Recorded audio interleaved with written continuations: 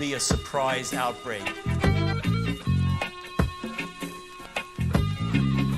Given, as you heard from the introduction, that I have been around for a while and have had the opportunity and the privilege and the pleasure of serving in 5 administrations, I thought I would bring that perspective to the topic today, is the issue of pandemic preparedness. And if there's one message that I want to leave with you today based on my experience, and you'll see that in a moment, is that there is no question that there will be a challenge to the coming administration in the arena of infectious diseases, both chronic infectious diseases in the sense of already ongoing disease, and we have certainly a large burden of that, but also there will be a surprise outbreak. And I hope by the end of my relatively short presentation, you will understand why history, the history of the last 32 years that I've been the director of NIAID, will tell the next administration that there's no doubt in anyone's mind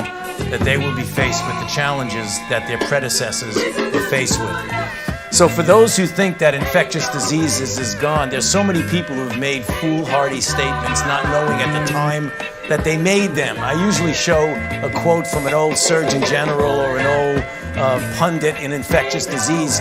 So I thought I'd pull this one out from Sir Macfarlane Burnet, who was actually a Nobel Prize winning immunologist, who made the statement, as many did, to write about infectious diseases is almost to write of something that has passed into history.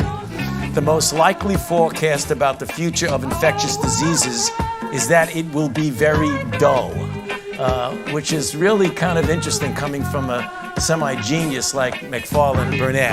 And I think what he did, and the mistake that so many people have made, is something that several of our panelists have already referred to, and that is a failure to look beyond our own borders in the issue of the globality of health issues.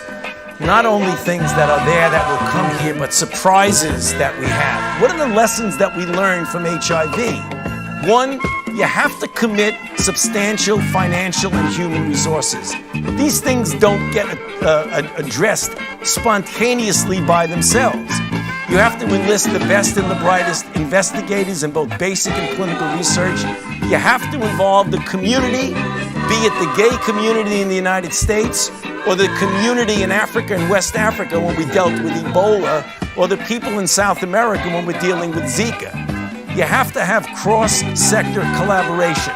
You can't do it alone.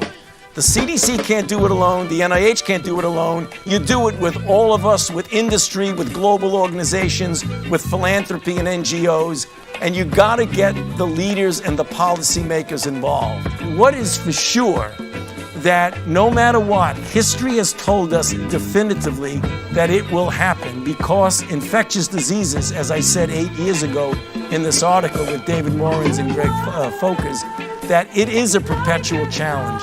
It is not going to go away. So the thing we're extraordinarily confident about is that we are going to see this in the next few years. Thank you.